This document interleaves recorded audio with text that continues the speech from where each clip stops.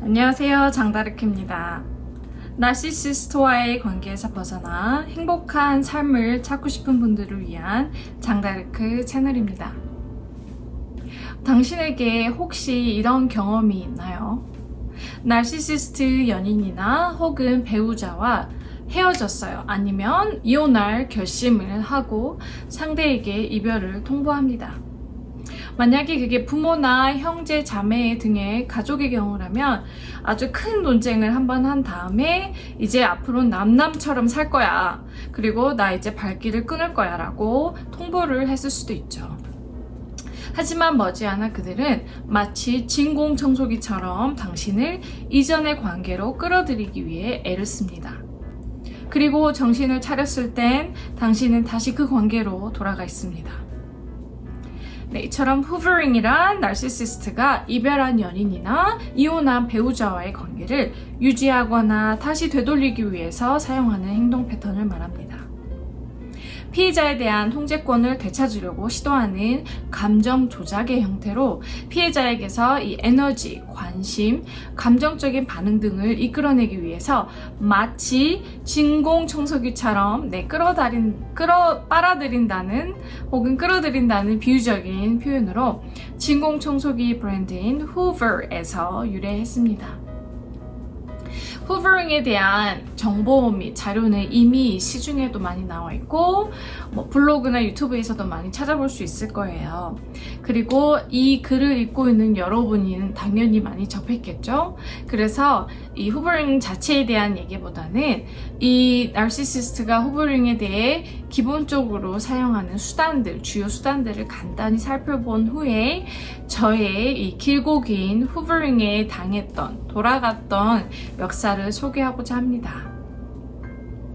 제가 그 사람을 떠나려고 할 때마다 혹은 이별한 후에 어떻게 그 사람이 후버링을 해왔고 또 거기에 어떻게 매번 넘어갔는지 제 기록을 이렇게 얘기를 하다 보면 또 내가 얼마나 등신이었는지 한탄하겠지만 그럼에도 불구하고 여러분에게 도움이 된다면 저의 이 못난 모습도 기꺼이 보여드릴 수 있습니다. 나시시스트가 후버링 하기 위해 사용하는 6가지 수단은 다음과 같은데요. 첫 번째, 지속적인 연락. 기본 중에 기본이죠. 네, 이별한 파트너에게 계속해서 연락을 합니다. 전화, 문자, 이메일 등 혹은 심지어 소셜미디어 등을 통해서 연락을 유지하고 상대방의 관심과 대화를 이끌어 나가기 위해서 노력하죠. 두 번째, 거짓 약속과 희망을 조성합니다. 네, 미래에 대한 또 헛된 약속, 희망을 조성하는데요. 이를 통해 상대방과의 관계를 회복하거나 다시 만나려는 의도가 당연히 있습니다. 세 번째, 지난 시간에 자세히 알려드렸던 러브밤밍, 상대에게 지나치게 애정을 표현하고 관심을 보이는 태도를 취합니다. 상대를 너무 과하게 사랑을 해주고 칭찬하면서 이로 인해서 상대방을 유혹하고 감정적으로 끌어들일 수 있습니다. 지난 영상 여기 위에 올려드릴 테니까 한번 참고해주세요. 네 번째, 자기 비하와 죄책감 조성. 동정심 자극 등이 있습니다. 나르시시스트는 상대방이 자신을 떠나려고 하거나 떠난 후에 자신을 비하하고 되게 고통스러운 상황에 처한 척합니다. 이를 통해서 상대방으로부터 동정심을 얻거나 또 관심을 끌고 자신이 주목을 다시 받을 수 있는 기회를 얻고자 합니다. 네, 다섯 번째, 감정적인 협박과 위협. 종종 상대방을 협박하거나 위협을 할 수 있습니다. 다른 수단이 안 통한다 싶으면요. 이를 통해서 상대방을 자신과 강제적으로 다시 연결하고 조종하려는 의도가 있습니다. 여섯 번째이자 마지막, 과거의 상기와 향수. 과거의 기억이나 공유했던 경험을 이용해서 상대의 감정적인 반응을 자극합니다. 상대가 그 나르시시스트와 보냈던 좋은 시절에 대한 그리움이나 향수를 자극해서 자신과 다시 연결을 하고자 하는 목적이 있습니다. 자, 이제 제가 후보링에 넘어갔던 찬란하고 찬란한 역사를 들여다볼게요. 네, 처음 그 사람과 헤어진 건 만난 지 한 2달이 조금 지났을 때예요. 제 영상을 봐온 분들이라면 아마 아는 이야기일 테지만 만난 지 2달 때쯤 저에게 어이없는 질문을 했죠. 저를 철저히 무시한 질문. 다른 여자친구를 한 명 더 만들어도 되냐고 물어봤습니다. 즉 저를 만나면서도 다른 여자를 대놓고 만나겠다는 거예요. 그래서 그 거지 같은 질문에 처음에는 농담하는 줄 알았어요. 근데 아니더라고요. 그래서 그때부터 진짜 말 그대로 생욕도 하고 지랄지랄을 했죠. 제 태도가. 그래서 막 너무 열이 받으니까 시비도 걸고 아주 진짜로 헤어질 작정을 하고 쏘아 붙였어요. 이대로 넘어가긴 너무 억울한 거죠. 그래서 아니나 다를까 자기가 먼저 우리 이제 그만하자 라고 하더라고요. 표면상은 그 사람이 저와 헤어진 거지만 실상은 이제 헤어질 작정을 하고 쏘아붙인 저에게 지쳐서 나가 떨어진 거죠. 이렇게 저희는 첫 헤어짐을 맞이했습니다. 그런데 그 후에도 가끔씩 제게 안부 문자를 하는 거예요. 잘 지내냐고. 그럼 저도 잘 지내라고요 하고요. 네, 근데 좀 잊혀질 때쯤 또 안부 연락을 하고 또 하고, 네, 이렇게 헤어졌음에도 불구하고 후보링에 밑밥을 깔기 위해서 지속적인 연락이라는 수단을 취했던 겁니다. 네, 그렇게 헤어진 지 2달이 지나고 뜬금없이 이제는 만나자고 하는 거예요. 그래서 제가 그랬죠. 나 또 상처받기 싫은데 이렇게 그냥 각자 잘 살자라고 했더니 너한테 상처 줄 일 없어 라고 그냥 안부차 보자고 하더라고요. 그래서 만났는데 제가 이렇게 즐겨 마셨던 그 당시에 알코올 술 중에 마르가리타가 있어요. 멕시칸 드링크인데 그거를 피처로 1리터쯤 됐을까요? 그걸로 작정을 하고 시키더라고요. 그리고는 제가 알딸딸해질 때쯤 다시 사귀자고 하는 거예요. 그래서 자기가 너무 무리했고 큰 실수를 했고 너무 후회한다고 그러면서 다음 3가지 약속을 했습니다. 첫째, 다시는 그런 무리한 질문은 절대 하지 않겠다. 둘째, 이젠 너만 바라보고 커미트먼트, 이제 여자친구 남자친구가 되겠다. 셋째는 안타깝게도 기억이 잘 안 나요. 네, 이런 약속을 했죠. 자, 이것이 바로 아까 위에 소개했던 거짓 약속과 희망 조성입니다. 이렇게 다시 만나기 시작했고 2-3개월이 더 흘렀을 때쯤이에요. 전 그동안에 그 사람의 그 이기적인 성격과 화를 잘 내는 성격, 이것에 실망을 느끼던 차였는데 우연히 결혼과 아이에 대한 얘기를 하는데 또 뒤통수를 한 대 딱 맞은 느낌인 거예요. 세상에, 결혼관이 저와 정반대였던 거예요. 저는 사랑하는 사람을 만나서 결혼을 해서 행복한 가정을 꾸리고 아이도 한 3쯤 낳아서 알콩달콩 사는 게 꿈이었거든요. 근데 그 사람은 몇 년 안에 결혼할 생각도 없고 아이는 확실히 평생 낳을 생각이 없다고 하는 거죠. 물론 결혼을 하든 안 하든 아이를 낳고 안 낳고는 각자의 결혼관과 가족관, 아이관이지 자잘못은 없다고 생각해요. 더 맞는 것도 없고 틀린 것도 없고. 그런데 저랑 달라도 너무 다른 거죠. 네, 같이 함께 하려면 그런 세계관이 맞아야 되는 거잖아요. 그래서 미래가 없는 관계에 전부를 걸 사람은 없다고 생각합니다. 그래서 며칠 뒤에 생각 끝에 그 사람에게 이메일을 보내서 이별을 통보했습니다.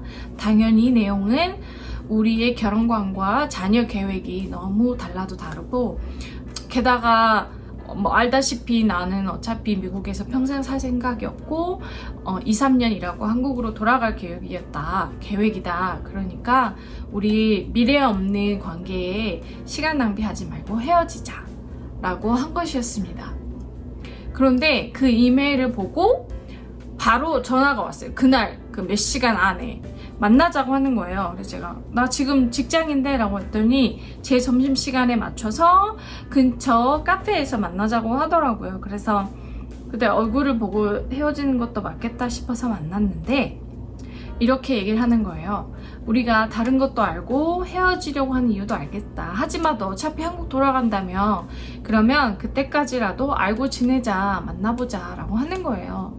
그래서 솔직히 저는 이렇게 그 사람이 괜찮다고 하니까 네, 뭐 언제든지 자유롭게 떠나도 된다고 하고 결혼할 상대는 아니지만 데이트 상대로는 괜찮지, 갈 때까지 만나도 괜찮겠다라고 생각해서 계속 만남을 이어갔습니다.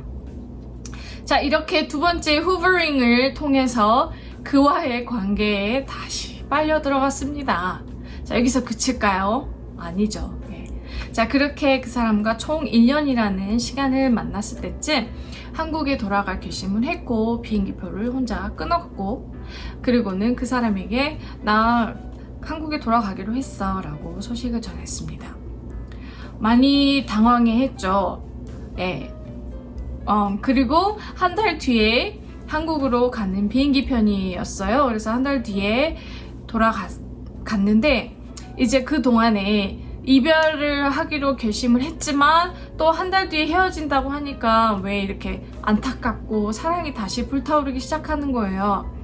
하지만 저희 둘 다 알고 있었습니다. 그 사람이 저에게 해줄 수 있는 게 없다는 것을, 뭐 큰 걸 바란 게 아니라 제가 꿈꾸는 원하는 가정과 자녀라는 꿈을 저에게 줄 수 없는 사람이었기 때문에 저는 예정대로 한국에 돌아갔고 네, 한국에 와서 이제 영어회화 선생님이라는 새로운 커리어를 시작하기로 결심을 했습니다.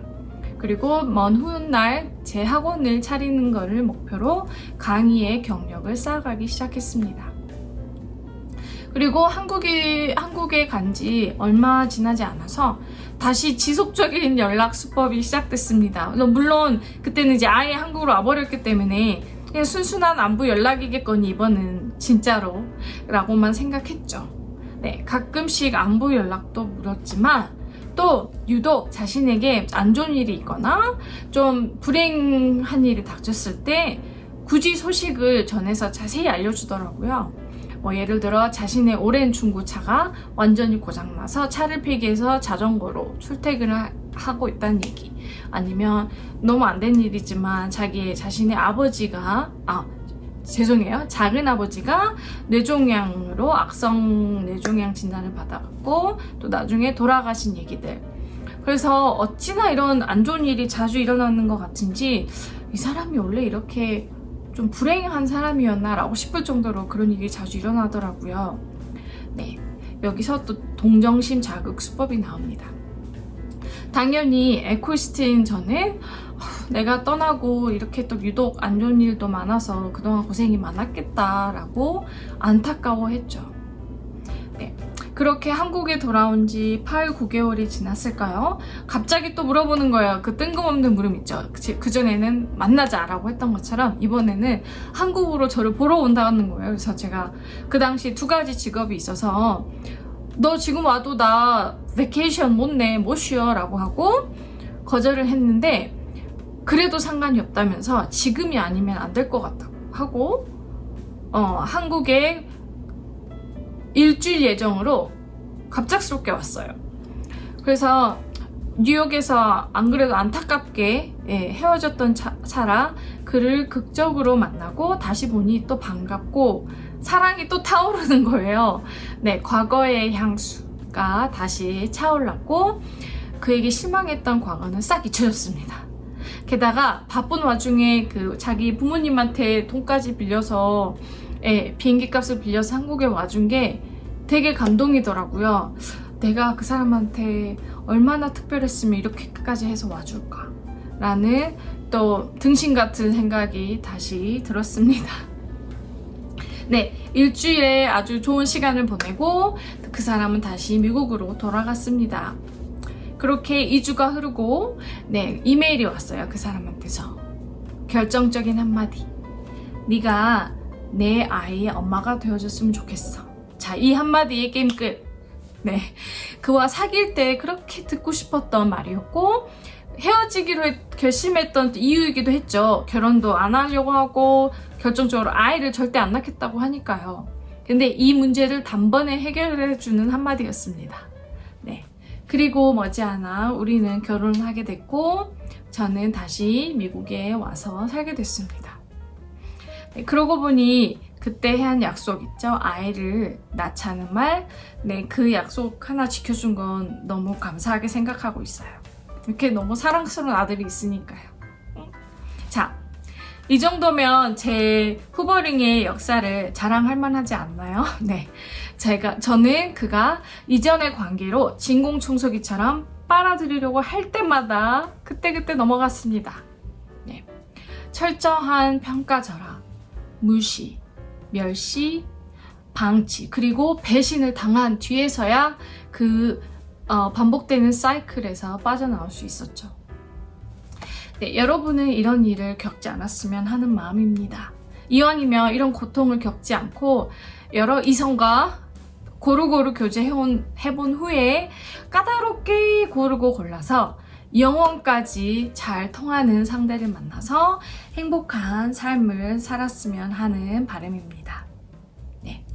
오늘도 영상 마음에 드셨다면 구독 버튼, 좋아요 버튼 눌러주시고 알림 설정도 해주시면 제가 영상을 올릴 때마다 바로 아실 수 있습니다. 자, 항상 제가 하는 말이죠. 오늘도 더 행복하세요. 감사합니다.